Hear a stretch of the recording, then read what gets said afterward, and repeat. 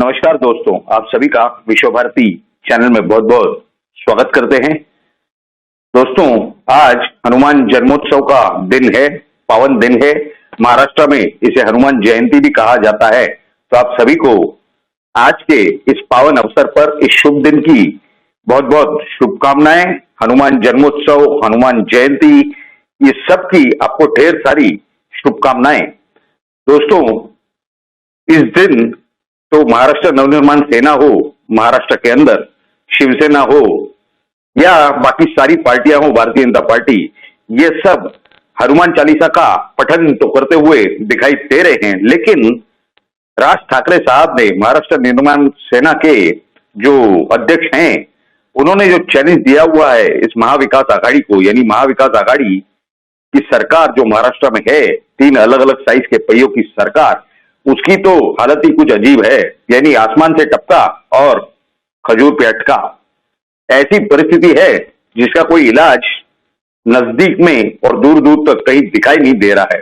क्या है ये पूरा मसला, ये हम आपको बताएंगे, क्योंकि संजय राउत ऐसे बौखलाए हुए हैं। विश्व प्रवक्ता संजय राउत, जो कि सम्माननीय सांसद हैं और सामना के कार्यकारी संपादक हैं, क्या चाहते हैं वो इस तरह से बौखलाए हुए हैं। आज कोल्हापुर में एक बाय इलेक्शन के अंदर कांग्रेस भारतीय जनता पार्टी के खिलाफ कुछ 10-12 हजार वोटों से एक सीट जीत गई। उपचुनाव थे, लेकिन महाविकास आघाड़ी के इस तरह से उछल रहे हैं जैसे कि मालूम पड़ा कि बारिश आने के पहले कैसे मेंढक कूदते हैं, उस तरह से उछल उछल कर, कूद कूद कर नए नए गाने गा रहे हैं संजय राउत, विश्व प्रवक्ता संजय राउत। ये तो नया हनुमान चालीसा का इनका पठन शुरू है पिछले कुछ दिनों से। क्या कहते हैं वो कहते हैं कि एक ही पार्टी के लोगों को किस तरह से न्यायालय से दिलासा मिल रहा है, यानी दिलासे की बात कर रहे हैं वो।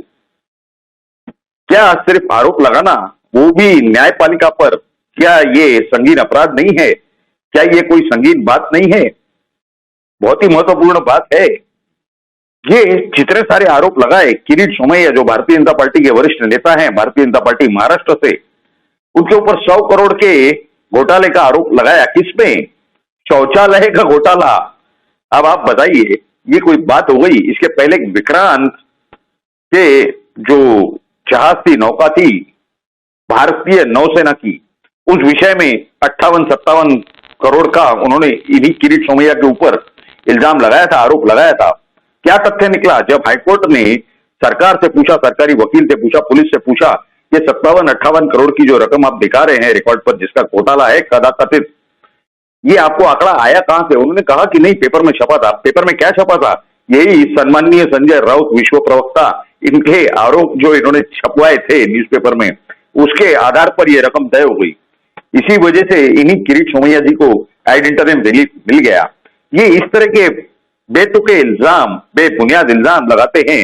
उसके बाद इनके खिलाफ जो भी इल्जाम लगाए जाते हैं, जो भी आरोप होते हैं, इनके खिलाफ केंद्र सरकार की एजेंसियां जो भी कार्रवाई करती है, उसके तथ्य वो न्यायालयों के सामने पेश करते हैं। उस आधार पर उन्हें उसकी कस्टडी मिलती है। वरना कई सारे लोग, कई सारे मंत्री जो गिरफ्तार हो चुके हैं। इस विषय पर बहुत ही अच्छा और करारा और जबरदस्त जवाब दिया किरीट सोमैया जी ने। आइए पहले वो सुनते हैं, वो मराठी में है, उसका मतलब हम आपको इस छोटे से वीडियो क्लिप के बाद हिंदी में बताएंगे। इसीलिए जरूरी है ये पूरा विषय समझने के लिए आप इस वीडियो को जरूर पूरा अंत तक देखिए। आइए पहले देखते हैं किरीट सोमैया जी का क्या वीडियो क्लिप है, क्या बयान है उनका। आणि किरीट सोमैयानी ठाकरे सरकारचे घोटाळे बाहेर काढले, जेवढे घोटाळे काढले सगळे सिद्ध झाले। मी आज तुम्हाला यादी देतो। खूप नौटंकी चालली आहे ना गेले 15-20 दिवस तुमची। उद्धव ठाकरे हिम्मत असेल तर किरीट सोमैयाची चर्चा करा, जाहीर चर्चा। काढलेला एक आरोप नाही, डॉक्युमेंट प्रूव्ह झाला, ऍक्शन झाली। पहिलं, अनिल देशमुख किती महिने जेलमध्ये आहेत, किती चौकशा सुरू आहेत, हे सुप्रीम कोर्टाने, ते तुमचे संजय राऊत म्हणतात की सुप्रीम कोर्टला मॅनेज केलं जाते, हायकोर्टाला मॅनेज केले जाते, दिलासा। नवाब मलिक केव्हा बाहेर येणार माहित आहे का? त्यांचं मंत्रीपद नाही काढून घेणार। टेरर फंडिंगचा आरोप आहे, सिद्ध झालेल्या आहेत, अटॅच झाल्या आहेत प्रॉपर्ट्या. हायकोर्ट आणि सुप्रीम कोर्टने तुमची कुठली पिढी तर हात नाही लावला. अनिल परब कुठे गेले 1 महिना तर दिसत पण नाही. प्रॉपर्ट्या जप्त झाल्या, जप्त होत आहे. रिसोर्ट तोडण्याचे आदेश दिले. आता क्रिमिनल कॉन्स्पिरसीचा भारत सरकारने केस दाखल केली आहे. हसन मुश्रीफ कंपनी मंत्रालयाने केस फाईल केली, दखल घेण्यात आली. 158 कोटीचा घोटाळा सिद्ध होत आहे. बघा अजून पुढे काय होत आहे. मिलिंद नार्वेकर बंगलो तोडला. श्रीधर पाटणकर एक प्रॉपर्टी अटॅच झाली, आता दुसरी 29.5 कोटीची. आणि अजून तर पुढे काय काय केले आहेत ना. महापालिकेचे किती कोट्यावधी रुपये कसे कॉन्ट्रॅक्टर कडून ढापल्यात आणि पाटणकर कडून कोणाच्या खात्यात ट्रान्सफर झालेत. 19 बंगल्याचे पैसे आले कुठून. बंगलो होते की नाही.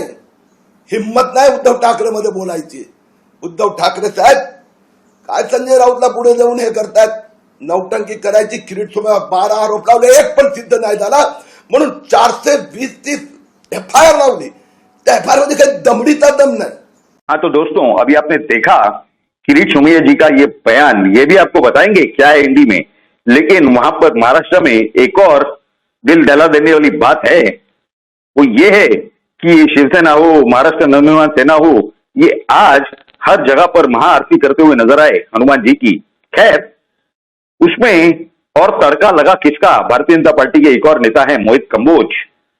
10,000 भोंगों का यानी लाउड स्पीकर का उन्होंने आदेश दे दिया है, ऑर्डर प्लेस कर दिया है, जिसमें से लगभग 1000 या 1200 भोंगे उन्होंने डिस्ट्रीब्यूट कर लिए. यानी जहां जहां से उन्हें एप्लीकेशन आई थी, अर्जी आई थी, वहां पर उन्होंने वो अर्जे, ये जो भोंगे हैं, ये पूरे पहुंचा दिए हैं.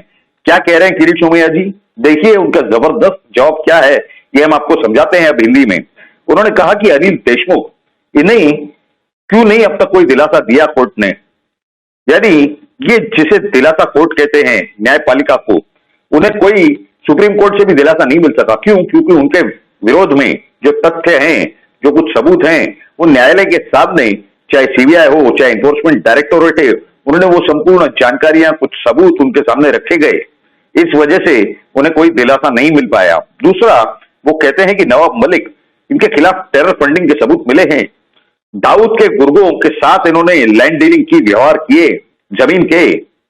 इस विषय में भी सबूत न्यायपालिका के सामने, संबंधित न्यायालयों के सामने रखे गए, कंसर्न जुडिशरी के सामने. तीसरा, तो इसके अंदर ये बता रहे हैं कि ये जो अनिल परब हैं, ये महाराष्ट्र के जो मुख्यमंत्री हैं, माननीय उद्धव ठाकरे जी, शिवसेना प्रमुख आज के तारीख के, उनके बहुत ही नजदीकी व्यक्ति माने जाते हैं.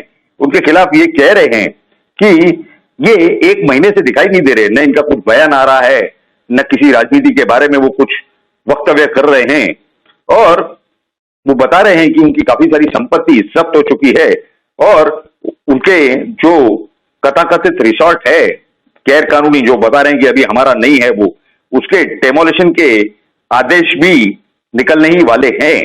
इसके व्यतिरिक्त बताया जा रहा है कि भारत सरकार ने, यानी किरीट सोमैया जी कह रहे हैं, भारत सरकार ने उनके खिलाफ क्रिमिनल कॉन्स्पिरेसी का एक केस, यानी क्रिमिनल षड्यंत्र का, गुनेगारी के षड्यंत्र का एक केस दर्ज कर चुकी है भारत की सरकार. इसके सिवा और जो जानकारी दे रहे हैं, वो दे रहे हैं हसन मुशर्रफ के बारे में. ये भी एक मंत्री हैं इसी महाविकास आघाड़ी के 3 अलग अलग साइज की पहियों की सरकार के. उनके खिलाफ 158 करोड़ के घोटाले की दखल ली जा चुकी है भारत सरकार द्वारा और मिनिस्ट्री ऑफ कंपनी अफेयर्स द्वारा. यानी ये जो मिनिस्ट्री ऑफ कॉर्पोरेट अफेयर्स जो है, ये जितनी कंपनियां हैं भारत में, उन्हीं के तहत हैं. वो रजिस्ट्रेशन हो, उनका हर चीज हो, उसी के तहत है. तो उन्होंने दखल ले ली है और 158 करोड़ के घोटाले के विषय में हसन मुशर्रफ के खिलाफ कार्रवाई बहुत जल्द की जाने वाली है.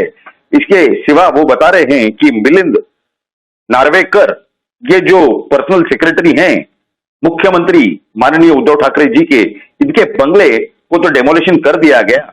यानी वो तो उन्होंने खुद ही करना पड़ा जब उन्हें ये पता चला कि केंद्र से आदेश निकल चुका है कि उनके बंगले गैर कानूनी है CRZ के इलाके में. इसके व्यतिरिक्त वो कह रहे हैं कि श्रीधर पाटणकर कौन है. ये जो माननीय मुख्यमंत्री हैं, शिवसेना प्रमुख हैं श्रीमान उद्धव ठाकरे जी, इनकी पत्नी, जिन्हें सभी लोग इज्जत से और प्यार से रश्मि भाभी कहते हैं, यानी रश्मि ठाकरे जी, इनके भाई बताए जाते हैं श्रीधर पाटनकर। इनकी एक संपत्ति जब्त हो चुकी है और इसके सिवा जो 29.5 करोड़ के घोटाले का लफड़ा पूरा बाहर आया, उस विषय में भी अभी संपत्ति बहुत ही जल्दी जब्त होने जा रही है। इसके सिवा ये बता रहे हैं कि जो म्युनिसिपैलिटी के कॉन्ट्रैक्टर यानी म्युनिसिपल कॉन्ट्रैक्टर से जितनी वसूली की गई वो कहां कहां तक पहुंची है, नहीं पहुंची है, इसकी भी जांच शुरू हो चुकी है। इस तरह की जानकारी भारतीय जनता पार्टी के महाराष्ट्र में जो वरिष्ठ नेता है किरीट सोमैया जी, ये अपने वक्तव्य द्वारा दे रहे थे, अपने वीडियो द्वारा। इसके सिवा ये कह रहे हैं सीधा सीधा माननीय उद्धव ठाकरे जी को, ये क्या कह रहे हैं कि आपने इस विश्व प्रवक्ता संजय राउत को आगे किया है और किरीट सोमैया के खिलाफ यानी 12 आरोप लगवाए हैं अलग अलग मामलों में, उसमें कोई तथ्य नहीं निकला, उसमें कोई कार्रवाई नहीं हो पाई। यानी अगर आप देखेंगे कि आईएनएस विराट के केस में भी, आईएनएस विक्रांत के केस में, माफ कीजिए, उन्हें राहत मिल गई हाईकोर्ट से। क्यों? क्योंकि प्रोसिक्यूशन यानी सरकार यानी पुलिस के पास कोई तथ्य था ही नहीं उस केस की छानबीन में या जांच में, उनके पास कोई आधार नहीं था वो केस बनाने का। ये स्पष्ट रूप से दिखाई दे रहा है। इसके सिवा वो ये भी कह रहे हैं कि उनके खिलाफ जो एक चीटिंग का एफआईआर दर्ज किया जा रहा है, शायद किया गया है, उसमें भी कोई तथ्य नहीं है। और ये सारी जानकारियां, सारी सच्चाइयां ये आगे आने वाले समय में बहुत जल्दी एक्सपोज करने वाले हैं। तो इस तरह की ये जो पूरी परिस्थिति है, ये जो जानकारियां जो किरीट सोमैया जी ने अपने वीडियो द्वारा दी, ये सारी जानकारियां आपको कैसी लगी, ये तो जरूर आप नीचे कमेंट बॉक्स में लिख करके बताएं। लेकिन अगर आपको ये जानकारी अच्छी लगी हो तो जरूर इस वीडियो को लाइक करें और ज्यादा से ज्यादा शेयर करें।